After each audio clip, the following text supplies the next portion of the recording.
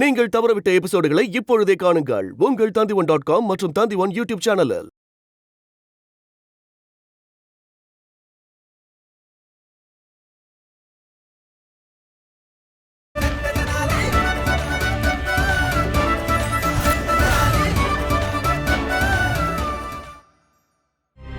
பண்டித ராமகிருஷ்ணரே, நடந்த இந்த சம்பவத்துல எனக்கு எந்த ஒரு உள்நோக்கமும் இல்லை.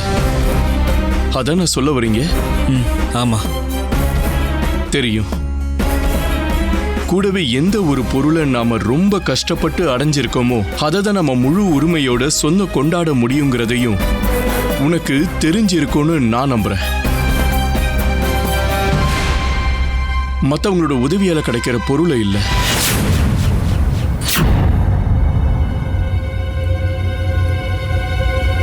ஞாபகம் வச்சுக்கோ பீர்பால், தகுதியை அடையிறதும் அதை தக்க வச்சுக்கிறதும் ரெண்டுத்துக்கும் நிறைய வித்தியாசம் இருக்கு.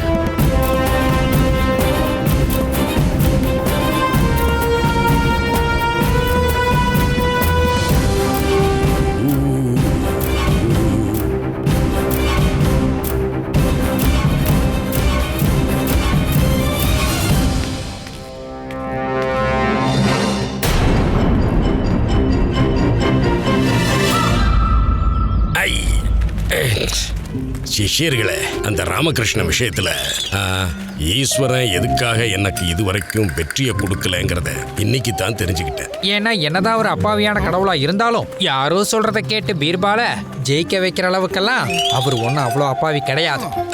நீங்க முட்டாளுங்கள்ல அடி முட்டாளுங்க.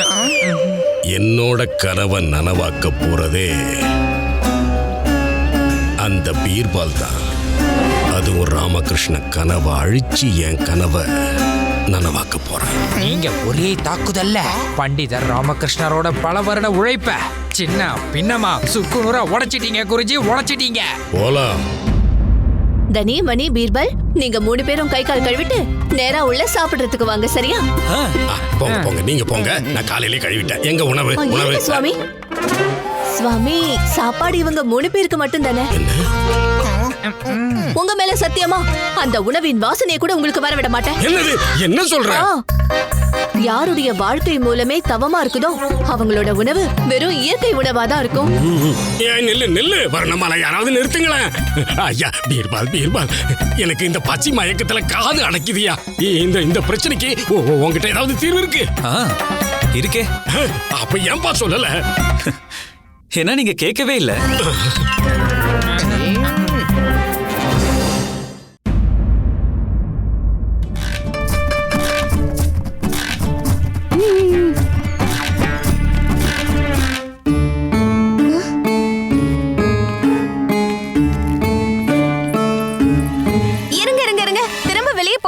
வருங்கால சிறப்பு நிபுணரே, முதல்ல உங்களுக்கு ஆர்த்தி எடுக்கணும், அதுக்கப்புறம் தான் நீங்க வீட்டுக்குள்ள வரணும். இல்ல சாரதா,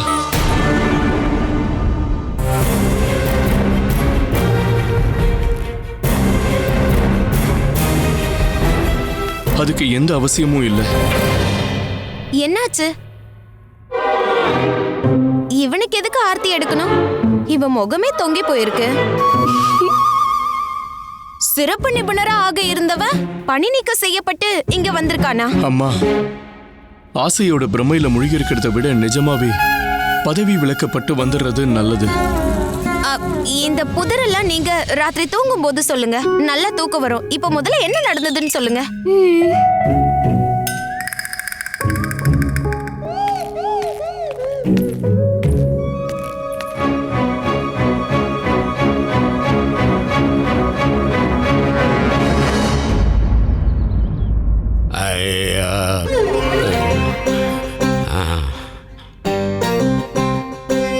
பாத்தீங்களா பீர்பால், இந்த பிரச்சனைக்கு ஏதாவது தீர்வுன்னு ஒண்ணு இருந்தா அதை சொல்லிடுங்க ஐயா. அதை உங்களுக்குள்ளேயே வச்சுக்கிட்டு என்ன பண்ண போறீங்க? சரிதான், குருமாதாவை கூப்பிடுங்க. கூப்பிடுங்கப்பா, கூப்பிடுங்க. சரி குருஜி, நான் இப்பவே கூட்டிட்டு வரேன். தனி தனி, குருமாதாவை கூட்டிட்டு வா. அங்க வாங்க வாங்க வாங்க, பாருங்க குருஜிக்கு என்னாச்சுன்னு பாருங்க. குருமாதா, நீங்க பண்ற காரியத்தோட எண்ணம் ரொம்பவே நல்லது. ஆனா அதோட விளைவு இவருக்கு கொஞ்சம் கூட நல்லதே இல்ல. அப்படின்னா கொஞ்ச நாளைக்கு முன்னாடி தான் உங்களோட விரதம் முடிஞ்சிருக்குல்ல? அதாவது மறு திருமணம். ஆமா, நடந்தது. என்ன ராஜகுருவே? குருஜி சொல்லுங்க சொல்லுங்க, எல்லார்கிட்டயும் நல்லா சொல்லுங்க. விஜயநகரத்திலேயே நீங்க ஒருத்தர் மட்டும்தான் ஒரே தவிர 2 முறை செஞ்சிருக்கீங்க. எத்தனை முறை? 2 முறை. ஆமா, நடந்தது. சாஸ்திரங்கள் படி ஒரு மனிதன் திருமண வாழ்க்கைக்கு பிறகு இல்லற வாழ்க்கையில இருக்கணும். சாஸ்திரங்கள் படி இதோட காலம் 25 வருடங்கள். உங்களுக்கு மறு திருமணமாகி 25 நாட்கள் கூட ஆகல. இந்த நிலைமையில இவர் சன்னியாசியா தவம் பண்ண போனார்னா இல்லற வாழ்க்கை முழுமையடையாது. அப்புறம் அந்த பாவம் எல்லாம் உங்களை சேர்ந்துரும். உங்களுக்கு எந்த தோஷமும் வந்துடக்கூடாதுன்னு தான் இவர் திரும்பி வந்துட்டாரு. ஆமா, பாத்தியா பாத்தியா வருணமாலா, நான் அங்க சன்னியாசத்துல இருந்தா உனக்கு இங்க தோஷம் வந்து சேரும். இதெல்லாம் உனக்கு நல்லதா? இல்லம்மா, இல்லவே இல்ல. நீங்க என் மேல எவ்வளவு அன்பு வச்சிருக்கீங்க. ஏன்னா குருமாதா இவர் உங்களை மறு திருமணம் பண்ணி விரதத்தை முடிச்சு வச்சிருக்காரு. அதனால இன்னும் 25 வருஷத்துக்கு இவரால சன்னியாசம் போக முடியாது. உண்மை, சத்தியமான வார்த்தை, 100%. எப்பா ஆண்டவா ஆண்டவா, இது சஷ்டி பூர்த்தி இல்லையா, கஷ்ட பூர்த்தி. ஆமா ஆமா ஆமா. வாங்க சுவாமி, நீங்க உள்ள வாங்க. உள்ள வந்து சாப்பிடுங்க. அற்புதம் அற்புதம் அற்புதம் நடந்துருச்சு. பீர்பால் பீர்பால், அற்புதம் பண்ணிட்டீங்க. இதை நான் மறக்கவே மாட்டேன். எனக்கு ஒரு சந்தர்ப்பம் கிடைச்சா இதை நான் திரும்ப செய்வேன்.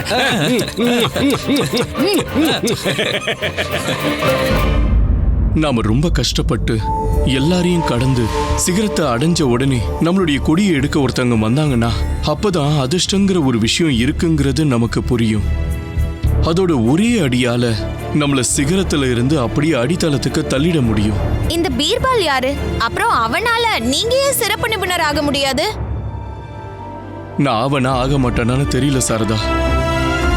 ஆனா இப்போதைக்கு கொஞ்ச நாள் காத்து இருந்துதான் ஆகணும். எல்லாமே மகாராஜாவோட முடிவுல தான் இருக்கு. ஆனா மகாராஜாவோட இந்த முடிவை நினைக்கும் போது எனக்குள்ள ஒரு நல்ல உணர்வு இல்லவே இல்லை. மகாராஜா, நீங்க இங்க உணவு உண்ணதான் அமர்ந்தீங்க. தவம் பண்றதுக்காக இல்ல. நீங்க பண்ண காரியம் சரியானதுதான்னு நீங்க நினைக்கிறீங்களா? தெரியல மகாராணி. ஆனா ராஜசபையில அப்போ உருவான சூழ்நிலையில அங்க எனக்கு என்ன சரியாப்பட்டதோ நான் அதை தான் பண்ணேன். நீங்க பீர்பால் விஷயத்துல ஏதாவது? இல்ல மகாராஜா, எனக்கு அவங்க மேல எந்த சந்தேகமும் இல்ல மகாராஜா. ஆனா இந்த விஷயம் தான் எனக்கு கவலையா இருக்கு. ராமகிருஷ்ணர் பல வருஷமா ராஜ்யத்துக்காக எல்லா சேவையும் பண்ணி அவருடைய புத்திசாலித்தனத்தை நிரூபிச்சு காட்டி அவருக்குன்னு ஒரு இடத்தை பிடிச்சிருந்தாரு. அது மட்டும் இல்லாம மகாராஜா, அவருடைய வயசு என்ன? மகாராணி சின்னாதேவி, ஒருத்தரோட வயசு எப்படி அவரோட தகுதியா இருக்க முடியும்? நம்ம எல்லாருக்கும் தெரியும், ஆதி சங்கராச்சாரியார் அவரோட 18வது வயசுலயே எவ்வளவு பெரிய மகானா இருந்தாரு. அதனால மகாராஜா மகாராஜா, என்கிட்ட 2 கைகள் இருக்கு. அதனால உங்களுக்கு 2 தீர்வும் இருக்கு. சொல்லுங்க, நீங்க முதல்ல எதை சாப்பிடுறீங்க? கருமிளகாயில பண்ண கருப்பு கஞ்சியா இல்ல கருப்பு உளுந்துல பண்ண கருப்பு பருப்பு கஞ்சியா? சொல்லுங்க சொல்லுங்க. மகாராஜா. என்ன மகாராஜா சின்னாதேவி, ஒரு பக்கம் பள்ளம், இன்னொரு பக்கம் கிணறு. நான் எதுல குதிக்கிறது? அதாவது எதை சாப்பிடுறது? இந்தாங்க மகாராஜா, இதை சாப்பிடுங்க. மகாராஜா, உண்மையை சொல்லணும்னா 2 உணவும் ரொம்ப நல்லா இருக்கு. அதோடைய தோற்றமும் ஒரே மாதிரி இருக்கு. என்னுடைய கருத்து என்னன்னா, நீங்க இந்த 2 உணவையும் கொஞ்சம் கொஞ்சம் சாப்பிட்டு பார்க்கணும். அப்பதானே நீங்க இந்த 2 உணவுகள்ல எது ரொம்ப சுவையா இருக்குன்னு நீங்க தெரிஞ்சுக்க முடியும்.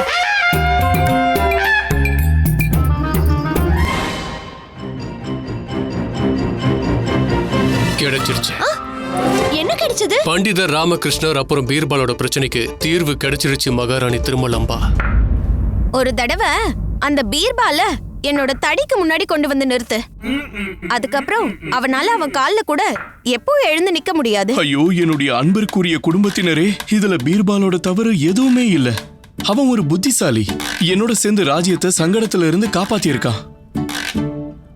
இந்த தடவையும் எனக்கு எதிரான சதி வலைய குருதான் விரிச்சிருக்காரு. ரொம்ப நாளாவே அவனுக்கு தடி பூஜை பண்ணல. அதனால இந்த தடியோட சுவைய மறந்துட்டான் போல. அம்மா அம்மா, இந்த தடி நீங்க நடக்க உதவியா இருக்கிறதுக்கு தான். இதால மத்தவங்களை அடிச்சு உங்க மகனை நீங்க 8வது நிபுணரா ஆக்க முடியாது. ஆனா தடிய கையில எடுக்க வேண்டிய அவசியமே இல்லையேமா. என்ன இருந்தாலும் உங்க திறமையால தானே நீங்க சிறப்பு நிபுணராக இருந்தீங்க. நடுவுல இந்த பீர்பால் எங்க இருந்து வந்தா? சில சமயங்கள்ல கடலுக்குள்ள இருக்கும்போதும் தாகத்தோடு இருக்க வேண்டியதா இருக்கும். இப்ப பார்க்க வேண்டியதெல்லாம் மகாராஜா என்ன முடிவு எடுக்கிறாருன்றதுதான். குருவே, நேத்து நீங்க கேட்ட கேள்வி என்ன சிந்தனையில ஆழ்த்திடுச்சு. அரசவையை விட்டு போனதுக்கு அப்புறமும் அதையே யோசிச்சுட்டு இருந்தேன். என்ன பண்றதுங்கிற குழப்பத்துல இருந்தேன். மகாராஜா, நான் அது எனக்கு தெரியும் குருவே, நீங்க வெறும் ஒரு கேள்விதான் கேட்டீங்க. ஆனா அந்த கேள்வி வெறும் கேள்வியா மட்டும் இல்ல, அது ஒரு ராஜாவை தன்னோட கடமைக்கு திரும்ப அழைக்கிற மாதிரியான ஒரு கேள்வியா இருந்துச்சு. எனக்கு புரிஞ்சிடுச்சு. எங்க இந்த சிம்மாசனத்துல நான் உட்கார்ந்து எடுக்கிற முடிவுகள்ல என்னோட உணர்ச்சிகளுக்கு எந்த இடமும் கிடையாது. ரொம்ப நன்றி பண்டிதர் ராமகிருஷ்ணரே. நான் உங்களை என்னோட நண்பனா நினைக்கிறேன்னு உங்களுக்கு தெரியும். உங்களை நினைச்சு பெருமைப்படுற, உங்களை மதிக்கிறேன். நான் உங்களை 8வது நிபுணரா நியமிக்கிறதுக்கு முடிவு பண்ணி வச்சிருந்தேன். ஆனா இத விதியின் விளையாட்டுன்னு தான் சொல்லி ஆகணும். மாண்புமிகு பீர்பாலும் இந்த அரசவைக்கு வந்தது. அரசவையில இருக்கிறவங்களோட பார்வையில நிபுணர்களுக்கான பதவியில பீர்பாலுக்கும் போதுமான தகுதிகள் இருக்கிறதா அவங்க நினைக்கிறாங்க.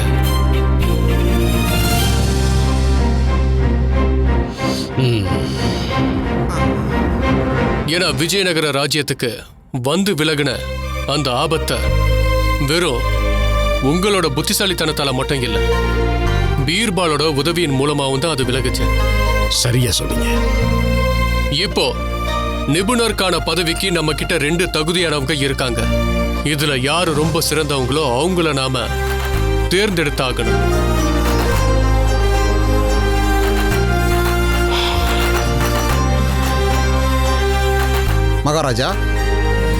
மகாராஜா, உங்க முடிவு சரியான முடிவு தான். ஆனா இவங்க 2 பேர்ல யார் சிறந்தவர்ங்கிறத நாம எப்படி முடிவு பண்றது மகாராஜா? போட்டி மூலமா தான் மந்திரியாரே. என்னது? ஆனா வாழ்வீச்சோ யுத்தமோ இல்ல, வில்வித்தையும் இல்ல. இவங்க 2 பேரும் புத்திசாலிகள்ங்கிறதால போட்டியும் அறிவு சார்ந்ததா இருக்க போது,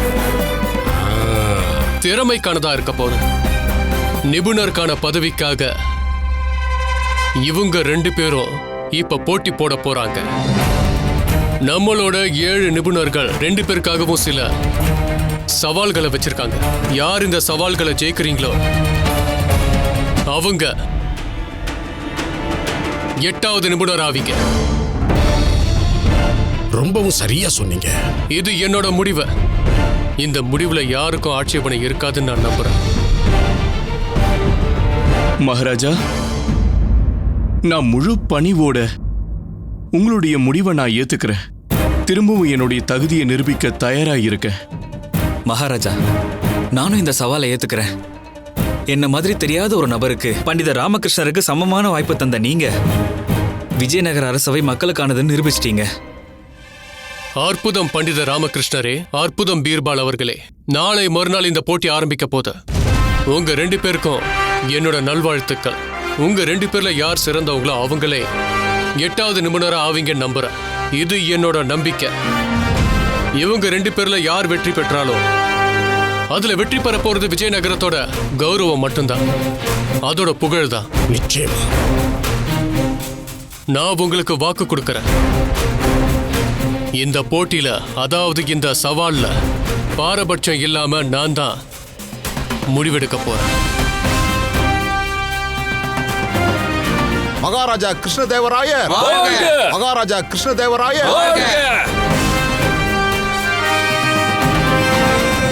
தனிமணி, என் உழைப்புக்கான பலன் எப்படி இருந்ததுன்னா, அதன் சுவை எப்படின்னா, அதை தெரிஞ்சவங்க அவங்க எடுத்துட்டு போய் சுவைப்பாங்க.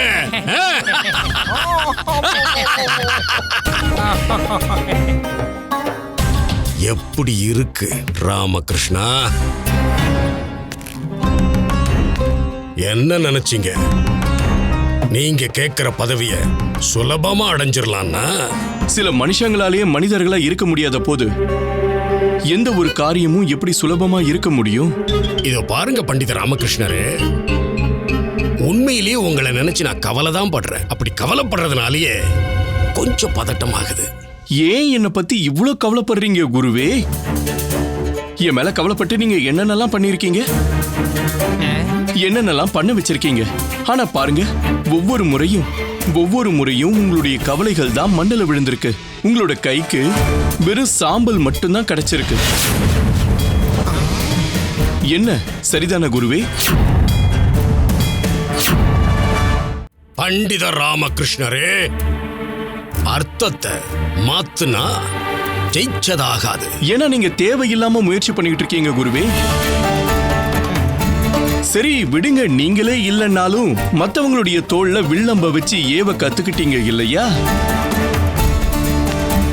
ஞாபகம் வச்சுக்கோங்க, நீங்க சூழ்ச்சி மூலமா என்ன சங்கடங்களின் குழியில வேணா தள்ளலாம். ஆனா என்னுடைய தன்னம்பிக்கையை உங்களால என்கிட்ட இருந்து பறிக்க முடியாது. என்ன பசியோட இருக்கிற புலிகள் கிட்ட கூட தூக்கி எறிங்க, நான் அங்க இருந்து கூட அதுங்களை என் கூடவே கூட்டிக்கிட்டு திரும்ப வருவேன். ஆட்டம் இன்னும் முடியல ராஜகுரு தத்தாச்சாரியரே.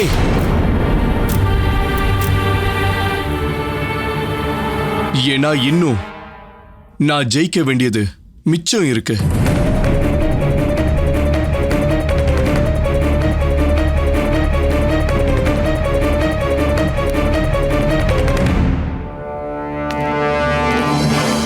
அகங்காரம் இன்னும் அடங்கல இல்ல.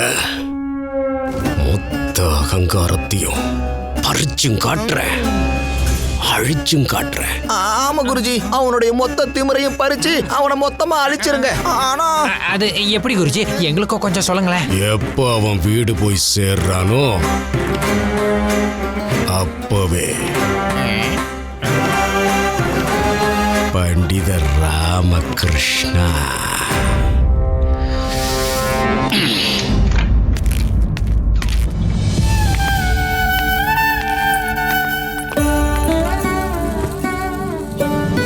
எல்லாரும் தலை குனிஞ்சு மத்தவங்க வீட்டுக்கு தான் போவாங்க.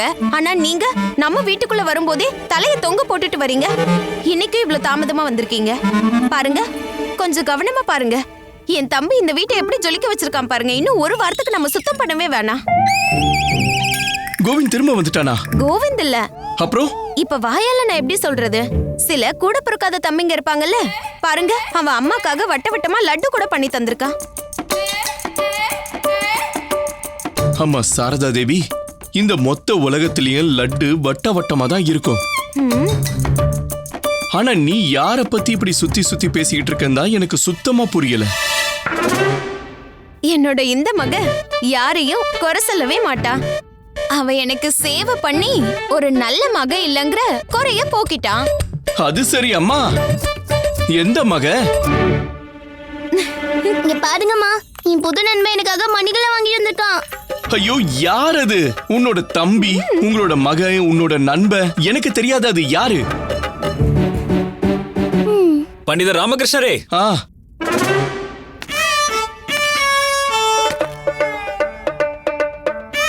நீங்க என்ன வரவேற்க மாட்டீங்களா பண்டிதரே?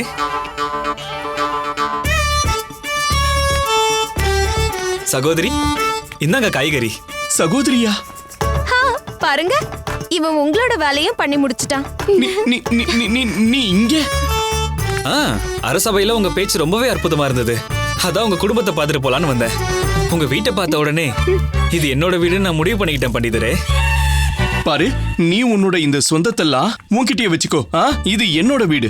என்ன நினைச்சுக்கிட்டு நீங்க வந்த? அதுவும் என்கிட்ட கேட்காம. அது வந்து எதுக்காக நீங்க இவ்ளோ கோவப்படுறீங்க? அம்மா, இவருக்கு இப்போ பயங்கரமா பசிக்குதுன்னு நினைக்கிறேன். அட இல்ல சாரதா, அவனோட கையால எவ்வளவு சுவையான உணவு பண்ணிருக்கான் தெரியுமா? நீ அதோட உன் விரலையும் சேர்த்து சாப்பிட்றாத.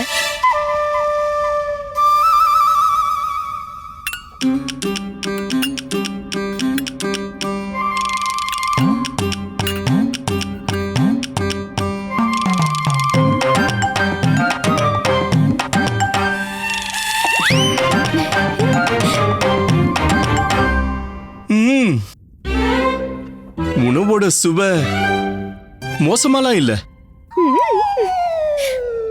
எங்க இருந்து கத்துக்கிட்ட? அது நானே சமைச்சு கொஞ்சம் கொஞ்சமா கத்துக்கிட்டேன். என் அம்மா அடிக்கடி சொல்லுவாங்க, சமைக்கிறதையும் சாப்பிட்றதையும் நீ எப்பவும் அன்போட பண்ணணும்னு. சரி சரி,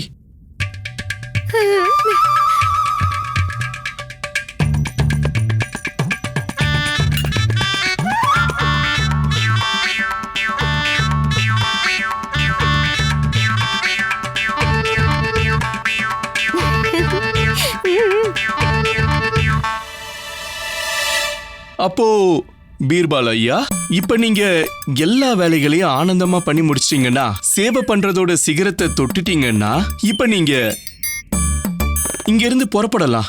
ஒரு சேவையை செய்யறதுக்கு நல்ல மனசு இருந்தா போதும். இப்போ நான் இங்க இருந்து கிளம்பணும்னு சொல்றீங்களா? இல்ல, வாய்ப்பே இல்ல. இந்த தடவை அம்மாண்ணா 2 பேரும் சொல்றோம். யாரு நாள்புறம் எங்களுக்கு சேவை பண்ணிருக்காரோ அவரை நீங்க வீட்ல இருந்து இவ்ளோ சீக்கிரமா எப்படி வெளியே அனுப்ப முடியும்? ஐயோ அம்மா சாரதா தேவி, உங்க 2 பேருக்கு என்ன ஆச்சு? இவனாலதான் அந்த 8வது நிபுணர் பதவிக்கு கிட்ட போய் வந்துட்டேன். நீங்க இவனுக்கு வீட்ல இடம் கொடுக்கறத பத்தி பேசிக்கிட்டு இருக்கீங்க. எனக்கு இடம் எல்லாம் தேவையில்ல, ஒரு மூளை இருந்தாலே போதும். நான் அங்கேயே எப்படியாவது இருந்துக்குவேன். நீ சிறப்பு நிபுணர் பதவிய இவனால இல்ல, உன்னாலதான் இழந்திருக்க. இவ்ளோ பெரிய பதவி அடைய விரும்புற, ஆனா ஒரு சின்ன கடிதத்தை படிக்க தெரியலையா? எவ்ளோ தடவை சொல்லியிருக்க, கடிதத்துல இருக்க சிகப்பு குறிகள்ல கவனம் செலுத்துன்னு. எப்படி போய் சொல்றாங்க பாத்தியா? எப்ப சொன்னீங்க? எனக்கு சொல்லுங்க, எப்ப சொன்னீங்க?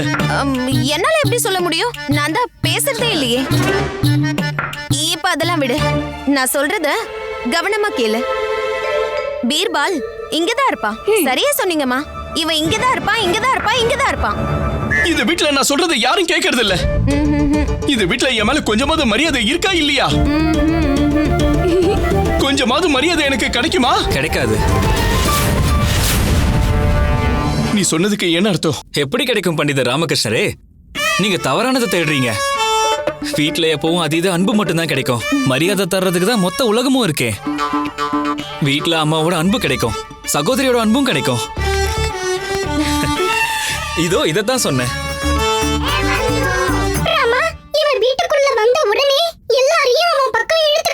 ஆமா பட்டு, என் வீட்டுல இருக்கிறவங்க இவன் பக்கம் சாஞ்சது என்ன வீட்டை விட்டு விரட்டுறதுக்கான காரணமா ஆயிடக்கூடாது.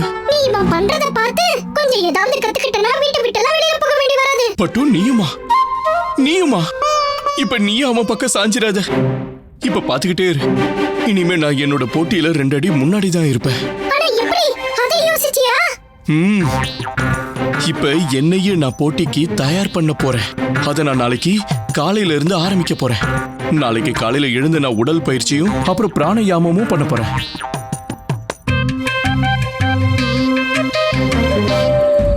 தனிமணி, ஒரு வீரன் தோத்ததுக்கு அப்புறம் அவன் இருக்கிற இடத்தை விட்டு, குறிப்பா அவன் வீட்டை விட்டு துரத்தப்பட்டதை கேள்விப்பட்டிருக்கீங்க? கேள்விப்பட்டதில்ல குருஜி. பண்டிதர் ராமகிருஷ்ண விஷயத்துல அதத்தான் கேள்விப்படுவீங்க. என்ன பீர்பால் அங்க இருக்கான். ஆனா குருஜி, அந்த பீர்பால் என்னவோ பண்டிதர் ராமகிருஷ்ணரை சந்திக்கணும்னு சொல்லிக்கிட்டு இருந்தாரு. அவரை பார்க்க விரும்புறதாவும், அவர் என்ன பண்றாரு, எப்படி பண்றாருன்னு எல்லாத்தையும் கத்துக்க போறதா சொல்லிக்கிட்டு இருந்தாரு. ஆனா இதுல உங்களுக்கு என்ன லாபம் இருக்கு குருஜி? கழுதைங்களா, இத பாருங்க. ராமகிருஷ்ணனை பீர்பால் புரிஞ்சிக்காத வரைக்கும் அவனால எப்படி ஜெயிக்க முடியும்? அதனாலதான் பீர்பால் ராமகிருஷ்ண வீட்லயே தங்கி இருந்து அவனை பத்தி முழுசா புரிஞ்சுக்க போறான். அதுவும் என்னால. ஏன்னா ராமகிருஷ்ணனை பீர்பால் எந்த அளவுக்கு புரிஞ்சுக்கிறானோ அந்த அளவுக்கு ராமகிருஷ்ணனை விட பீர்பால் முன்னாடி நிற்பான். பண்டித ராமகிருஷ்ணனோட முடிவுரைக்கு என்னோட இந்த நகர்வு ஒரு முகவுரையா இருக்க போகுது. பீர்பால் அங்க அனுப்புனதன் மூலமா பீர்பால் ராமகிருஷ்ணனோட அலட்சியங்களை தெரிஞ்சுக்கிட்டு அவன் குடும்பத்திலிருந்து பிரிச்சு வைக்கிறதோட தர்பார்லயும் அதை பயன்படுத்தி அங்க இருக்கிற யாரும் அவனை நெருங்க விடாம பாத்துக்குவான். பிரமாதம் குருஜி. இதுவரைக்கும் இல்லாத வகையில அவனை சிக்க வச்சிருக்கிற வலையில இருந்து அவன் வெளியில வந்துருவான்னு நினைக்கிறீங்க? ஏன்னா அவன் பிரச்சனைகளே அவனுக்கு வலையா மாறிடும்.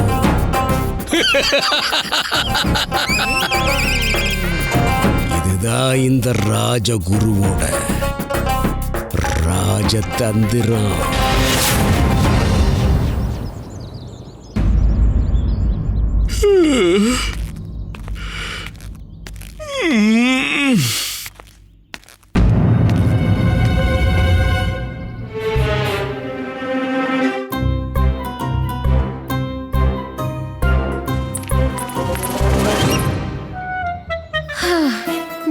இப்படி ஒரு தம்பி கிடைக்க நான் என்ன தவம் செஞ்சனே தெரியல.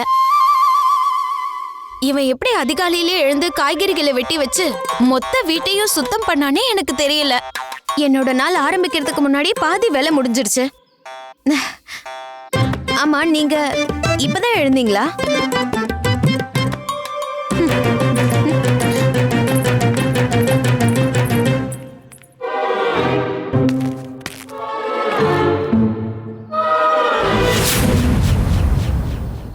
பண்டிதர் ராமகிருஷ்ணரே, எழுந்துட்டீங்களா?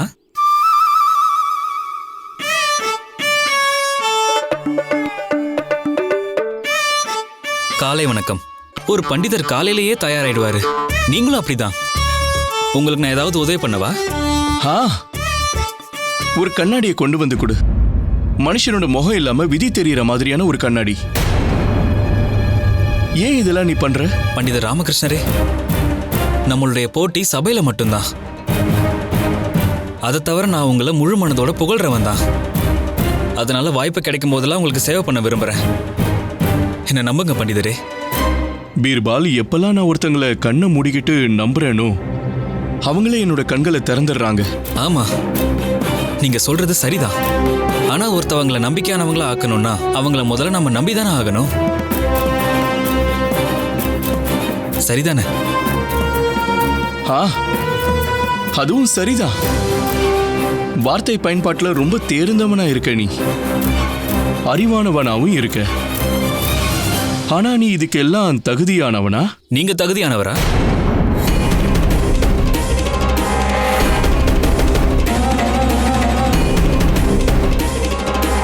நான் என்ன சொல்ல வந்தேனா, எந்த வரத்தை பத்தி நீங்க பேசிட்டு இருந்தீங்களோ அது உங்களுக்கு தான் கிடைச்சிருக்கு. எல்லாருக்குமே தெரியும், ஒரு வரம்ங்கிறது வரம் தானே. அதுக்கு தகுதியானவங்களா இருக்கோமா இல்லையான்றது முக்கியம் இல்ல. இருக்கு. இந்த விஷயம் இன்னைக்கு உனக்கு புரியலனாலும் கண்டிப்பா ஒரு நாள் உனக்கு புரியும். நமக்கு என்ன வரம்லாம் கிடைக்குதோ பீர்பால், நாம அதுக்கு தகுதியானவங்களா ஆகணும். அதுக்கான பொறுப்புகளை நிறைவேற்றி ஆகணும். நான் சொல்ல வர விஷயத்தோட அர்த்தத்தை நீ புரிஞ்சுப்பேன்னு நம்புறேன். சொல்ற விஷயத்தை எல்லாருமே புரிஞ்சுக்குவாங்க. ஆனா அர்த்தமுள்ள விஷயத்தை தான் யாரும் புரிஞ்சுக்க மாட்டாங்க.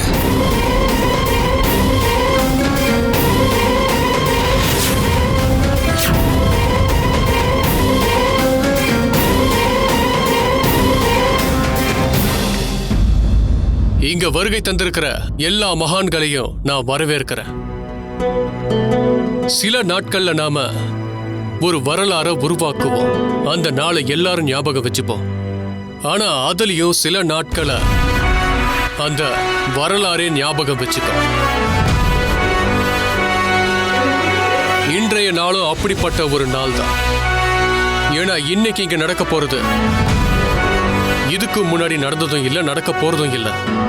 பண்டிதர் ராமகிருஷ்ணர் 8வது நிபுணருக்கான பதவியில நியமிக்கப்பட இருந்தார். ஆனா திடீர்னு சூழ்நிலைகள் மாறுறதால நம்ம முன்னாடி இன்னொரு தகுதியானவங்களும் வந்துருவாங்க. பீர்பால் மாதிரி. இந்த பதவிக்கு, அதாவது 8வது நிபுணர் பதவிக்கு தகுதியானவர். இன்னைக்கு இவங்க 2 பேருமே இங்க இருக்காங்க. இவங்க 2 பேருக்கும் இடையில போட்டி நடக்க போகுது. அறிவு சார்ந்த போட்டி. பணயத்துல இருக்க போறது விஜயநகரத்தோட கௌரவம், அதோட பெருமை. அதோட மகாராஜாவான நான் நியாயத்தை வழங்க போறேன்.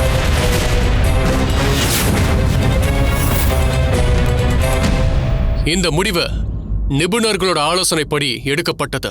ஏன்னா இந்த முடிவை நான் பாரபட்சம் இல்லாம எடுக்கணும்னு நினைச்சேன்.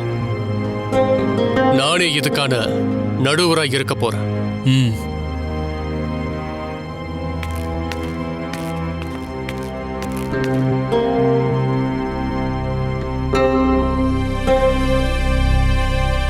ஞாபகம் இருக்கட்டும் பண்டிதர் ராமகிருஷ்ணரே, பீர்பால், இப்ப உங்களுக்கு எந்த சவால்களை கொடுத்தாலும் அது 7 நிபுணர்கள் கொடுத்த சவால்கள் தான். இதெல்லாம் எப்படிப்பட்டதுன்னா, இவங்க 2 பேரோட புத்திசாலித்தனத்தையும் மன தைரியத்தையும் சோதிக்க கூடியதா இருக்க போது. பீர்பால், நல்ல சூதானமா செயல்படணும். ஏன்னா பண்டித ராமகிருஷ்ண சூழ்ச்சிக்கார. ஆமா, அதனால தானே இங்க இருக்காரு. இவரால தானே நீங்க என்ன காட்டுல இருந்து கூட்டிட்டு வந்தீங்க. இவருடைய திறமையும் புத்திசாலித்தனமும் தான் என்னை இங்க கூட்டிட்டு வந்திருக்கு. பண்டிதர் ராமகிருஷ்ணரே, நீங்க திறமையானவர்னு எனக்கு தெரியும் தான். இருந்தாலும் நீங்க அந்த பீர்பால் கிட்ட கொஞ்சம் ஜாக்கிரதையாவே இருங்க.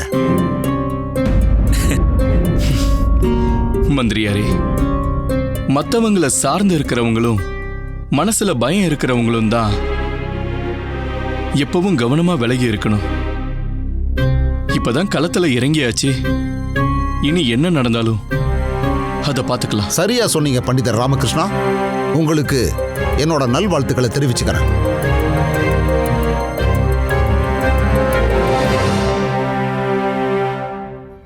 இப்ப 7 நிபுணர்கள் வழங்கின சவால உங்க 2 பேருக்கும் நான் இப்போ படிச்சு காட்டுறேன். ஒரு பயணத்துக்கு புறப்பட்டு போங்க. அதுக்கு ஒரு வாகனத்தையும் எடுத்துட்டு போங்க. அந்த வாகனம் அதை உருவாக்குனவருக்கே பயன்படாத ஒரு வாகனமா இருக்கணும். அந்த வாகனத்தை வாங்குறவங்களும் பயன்படுத்த முடியாததா இருக்கணும். அதை பயன்படுத்துறவங்களால அதை பார்க்கவும் முடியக்கூடாது, அதை பத்தி தெரிஞ்சுக்கவும் கூடாது. அப்படிப்பட்ட வாகனத்துல அரசவைக்கு வரணும். அப்படி வர முடியாதவங்க இந்த போட்டியோட தோல்வியாளர்.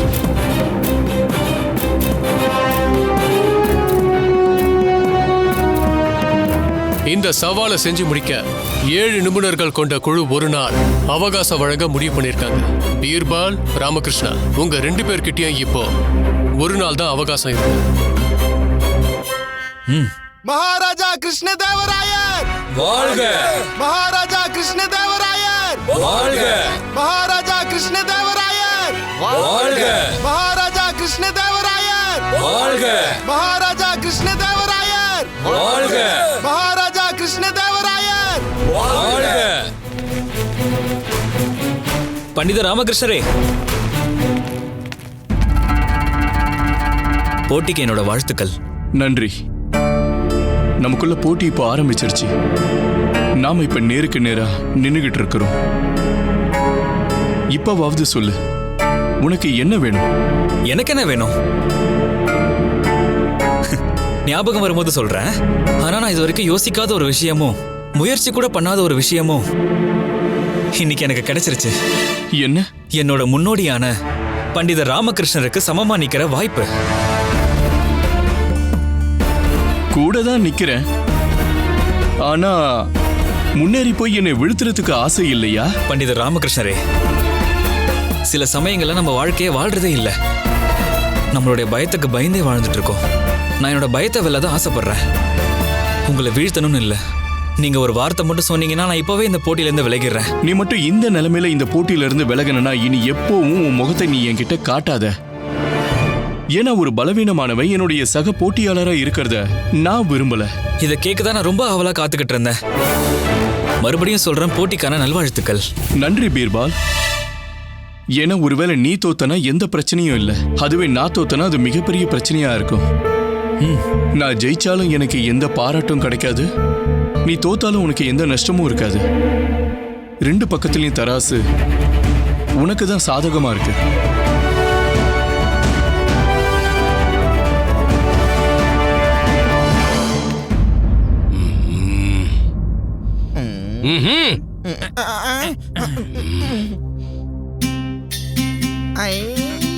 ஒரு பயணம் ஒன்று போகணும். எந்த மாதிரி வாகனத்துல போகணும்னா, வாகனத்தை செஞ்சவனுக்கும் அந்த வாகனத்தினால பிரயோஜனம் இருக்கக்கூடாது, அந்த வாகனத்தை வாங்கினவனுக்கும் அதை உபயோகிக்கிறவனுக்கும் பிரயோஜனமா இருக்கக்கூடாது. முதல்ல அது எப்படிப்பட்ட வாகனம் ஐயா, எப்படிப்பட்ட வாகனம்? பீர்பால், பீர்பால், அந்த வாகனம் கிடைச்சதா? யோசிச்சுட்டு இருக்க, ஆனா எதுவும் புரிய மாட்டேங்குது. நானும் மண்டையை போட்டு பிச்சுக்கிட்டு இருக்கேன். வாகனம் மட்டும் கிடைக்கலன்னா நம்ம தோத்துருவோம் ஐயா. உங்களுக்கு தெரியாது பீர்பால், இந்த ராமகிருஷ்ணா இருக்கானே அவன் எனக்கு எதிரிக்கும் மேலானவன். அவனை மட்டும் ஜெயிக்கலன்னா என்னால நிம்மதியா தூங்க கூட முடியாது. அந்த வண்டி எது எது எது எது எது எனக்கு விட கிடைச்சாகணும். இப்படி கோவப்படுறதாலேயோ தலையில அடிச்சுக்கிறதாலேயோ தீர்வு கிடைக்காது. நல்லா யோசிச்சாதான் தீர்வு கிடைக்கும். சில நேரத்துல நம்ம லட்சியங்கள் அடையறதுக்கு வழியே கிடைக்காது. அதை நாம தான் உருவாக்கணும். அதே மாதிரி இந்த விஷயத்துக்கும் தீர்வு இல்லாம இருக்கலாம். ஆனா பதில் வேணும்னா தீர்வை கண்டுபிடிச்சே ஆகணும். கிடைச்சிருச்சு, பதில் கிடைச்சிருச்சு, எனக்கு பதில் கிடைச்சிருச்சு, பதில் கிடைச்சிருச்சு. அது என்ன வாகனம்னு எனக்கு தெரிஞ்சிருச்சு. ஒரு பயணத்துக்கு புறப்பட்டு போங்க. அதுக்கு ஒரு வாகனத்தையும் எடுத்துட்டு போங்க. அந்த வாகனம் அதை உருவாக்குனவருக்கே பயன்படாத ஒரு வாகனமா இருக்கணும். அந்த வாகனத்தை வாங்குறவங்களும் பயன்படுத்த முடியாததா இருக்கணும். அதை பயன்படுத்துறவங்களால அதை பார்க்கவும் முடியக்கூடாது, அதை பத்தி தெரிஞ்சுக்கவும் கூடாது. இந்தாங்க, இத அப்படியே நீங்க எழுதி வச்சுக்கோங்க. அப்பதான் உங்களுக்கு ஞாபகம் வரும். உங்களுக்கு கொடுத்த காரியத்துக்கு தீர்வும் கிடைக்காது, எந்த ஒரு பதிலும் கிடைக்காது. சாரதா, இந்த சவாலை யார் எனக்கு கொடுத்தாங்களோ அவங்களுடைய பேர்ல நிபுணர்னு எழுதி இருக்கும், புரியுதா? இந்த சவாலுக்கு தீர்வு இல்லைன்னா அந்த 7 நிபுணர்களும் எனக்கு இதை வழங்கியிருக்க மாட்டாங்க. அந்த 7 சிறப்பு நிபுணர்களும் மனுஷங்க தானே, அவங்க ஏதாவது தப்பு பண்ணிருப்பாங்க. அப்படிலாம் இல்லம்மா.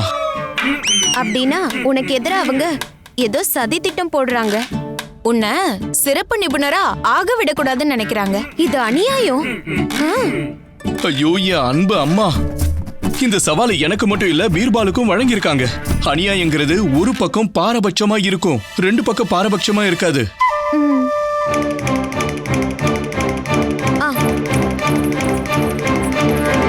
அப்பா, தீர்வை யோசிங்க.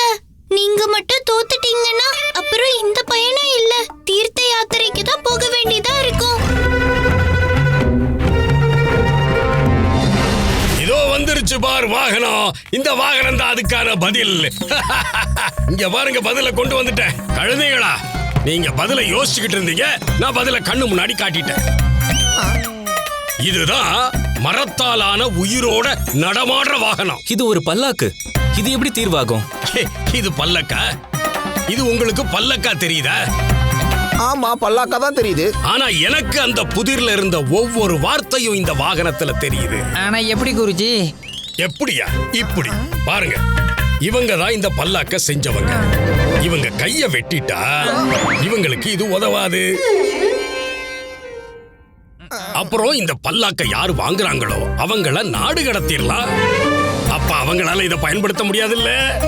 அப்புறம் பீர்பால், உங்களோட 2 கண்களையும் கட்டி உங்களை தூக்கி இதுல உட்கார வச்சு உங்களை தர்பாருக்கு அனுப்புனா உங்களால இதை பார்க்க முடியுமா?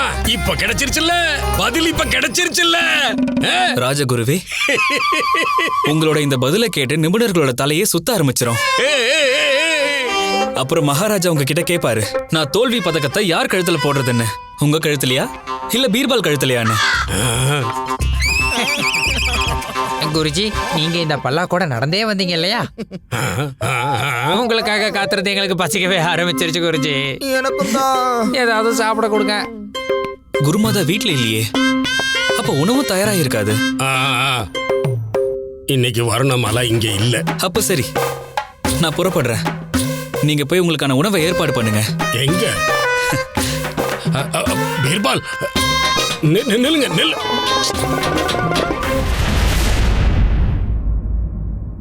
என்ன பயணம் அது? என்ன வாகனம்? உங்களோட சிந்தனை வாகனத்துல இருந்து கீழே இறங்குங்க. முதல்ல உணவை சாப்பிடுங்க. மதியம் கூட ரொம்ப குறைவா தான் சாப்பிட்டு இருந்தீங்க. இப்பவாவது வயிறு நிறைய சாப்பிடுங்க. அம்மா சாரதா தேவி, ஒரு மனுஷனோட சிந்தனை 100 விஷயங்களால நிறைஞ்சிருக்கும் போது அவனோட வயிறும் தானாவே நிறைஞ்சிரும். ஒரு முறை திரும்ப புதிரை பத்தி யோசிச்சு பாக்குறேன். ஒரு பயணத்துல போகணும், இப்படிப்பட்ட வாகனத்துல பயணிக்கணும்னா. வணக்கம் பண்டித ராமகிருஷ்ணரே.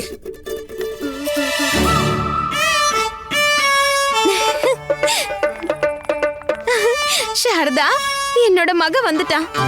கவலையில எப்படி மெலிஞ்சு போயிட்டான்னு பாரு. அம்மா, ஒரே நாள்ல யாராவது மெலிஞ்சு போக முடியுமா என்ன? ஏன் முடியாது? ஒரு நாள் பகல்ல இருந்து ராத்திரி வரைக்கும் உணவு சாப்பிடலன்னா மனுஷங்க தானா மெலிஞ்சு போவாங்க. அதெல்லாம் விடு. தம்பி, நீ சொல்லு, காலையில இருந்து ஏதாவது சாப்பிட்டியா? எனக்கு தெரியும். வா வா வா.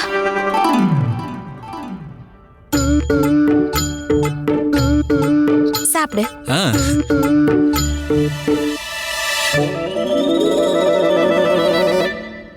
உனக்கு உனக்கு தெரியுமா மகனே, இன்னைக்கு பல வருஷத்துக்கு அப்புறம் நான் உணவு சமைச்சிருக்கேன், அதுவும் உனக்காக. அப்படியாம்மா? என்னோட இதே கையால. நான் நிறைய விஷயங்களை மறந்து கூட போயிட்டேன். அப்புறம் சாரதா தான் உதவுனா. நன்றிமா. நீ சாப்பிடு. ஆ,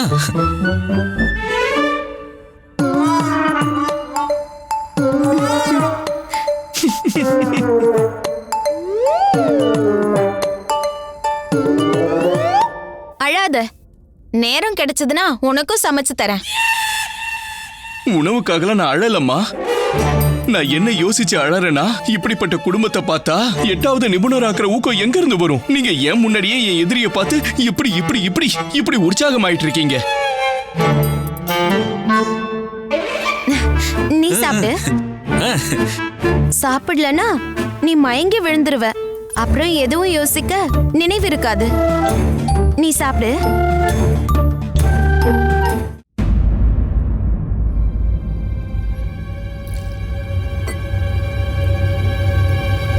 அடடா, உணவு பாதியிலே விட்டுட்டு எங்க போற?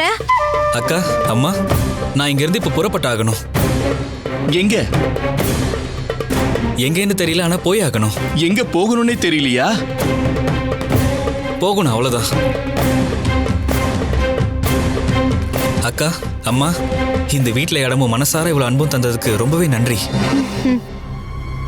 இங்க பாரு பீர்பால், இந்த போட்டியில நாளைய நாள் ரொம்ப முக்கியமான நாள்.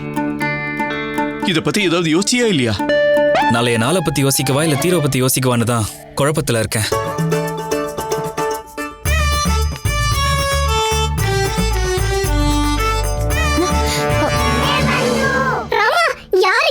நினைச்சமோ அவ இப்ப திரும்பி எல்லாத்தையும் விட்டுட்டு போறா. இப்ப எதிர் போட்டியாளரே இல்லனா போட்டி எப்படி இருக்கும்? இவன் இப்படி போறது உனக்கான வெற்றியாமா? இல்ல பட்டு, இவன் போறதுல என்னோட வெற்றி இல்ல. இன்னும் தீர்வுக்கான விடையை கண்டுபிடிக்கிறது பாக்கி இருக்கு.